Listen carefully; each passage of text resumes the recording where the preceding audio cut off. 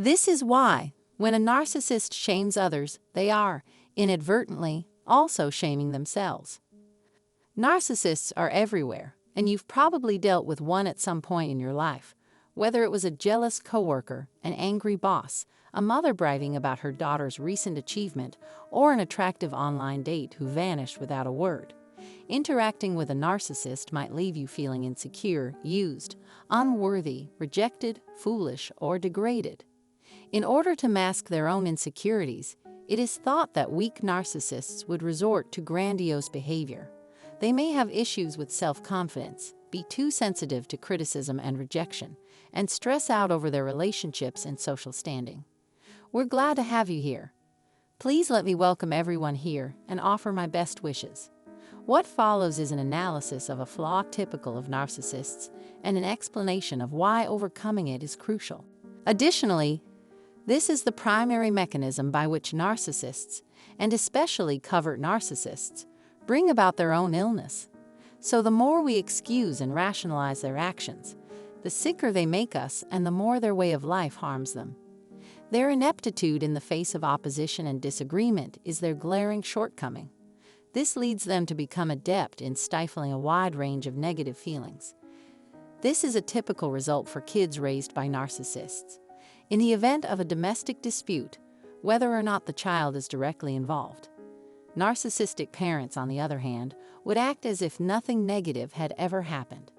They are unwilling to seek professional help for their child or communicate with their child about how it has affected them for fear of being seen as horrible parents. Though parents constantly act as if everything is fine, they can shield their children from the concept of emotional pain. This is obviously not a good thing to do for your health. The message is the same as if a parent told you, "Don't be hard on yourself. Instead, pick yourself up, give yourself a huge smile, and go back out into the world." Repressing bad feelings and avoiding unpleasant issues can have detrimental effects on one's mental and physical health.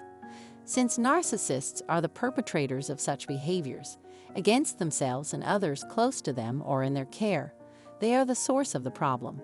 Why? This is due to their obsession with promoting their phony identity, which shields them from public disgrace and criticism in the short term, but can ultimately be their undoing. On the other hand, the covert narcissist has an extreme need to portray themselves as the selfless hero who prioritizes the needs of others over their own. Things become complicated, though, if more information indicates that they are not who they say they are. When you see through their superficial pleasantness and discover they're truly terrible people, after finding out how much bitterness and resentment they've been holding inside for so long, how they've managed to last this long is a conundrum. However, that's where we come in. Studies suggest that just having someone to talk to about how you're feeling can improve your health and longevity. Finding a secure person to abuse and dominate increases the covert narcissist's chances of living to old age significantly. Envision a frail, elderly covert narcissist who is kept alive at the expense of others. Since they are more transparent about their poisonous traits, overt narcissists and other openly toxic people have a far greater survival rate than their covert counterparts. Even though the covert narcissist might like to appear selfless, they are truly just interested in themselves. Constant criticism has had a negative impact. This pessimism will be their undoing. Covert narcissists frequently resort to this tactic in order to get our compassion. They want us to believe a falsehood, but we won't help them by believing it.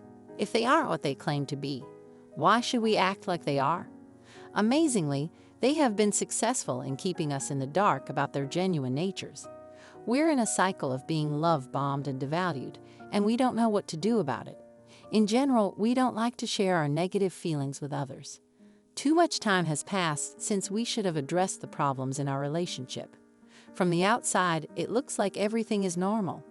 Still, every time we act in such a way, a part of our identity is snuffed out. Also, the longer we keep up this lifestyle, the less likely it is that we will be able to detect it in retrospect. Being with a narcissist can be detrimental to your health because you may begin to put the narcissist's needs before of your own. Our health is at danger if we give in to the narcissist's demands. The ability to identify and prey on our weaknesses is the narcissist's greatest talent. A narcissist may find motivation to carry on in the face of adversity if they can identify with our anguish. They would have no one to take advantage of and manipulate if we weren't here. They want us to fail and suffer so they may feel better about themselves. They can finally let go of some of the negative feelings they've been suppressing, which is crucial to their survival. Covert narcissists must go through hell trying to maintain a fake persona while being surrounded by people they despise and who don't care about them. Pretending to be someone you're not takes a lot of energy. This is why I believe they are the ones responsible for the problem. Every narcissist has by definition.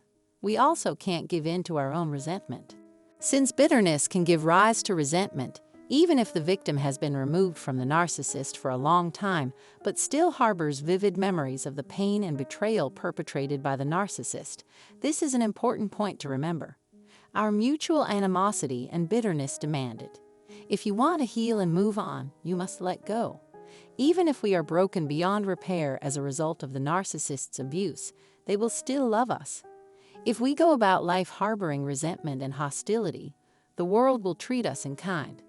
This isn't because we can't help but feel bad for them, but because if we did, it would just make our own difficulties harder to solve. It's deteriorating our psychological, physiological, and spiritual well-being. Thus, we must take precautions against engaging with narcissists and the negative feelings that may arise as a result.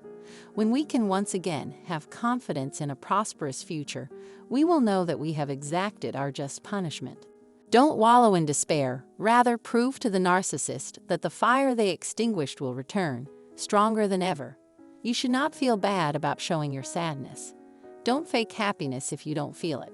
Try not to act like someone you're not.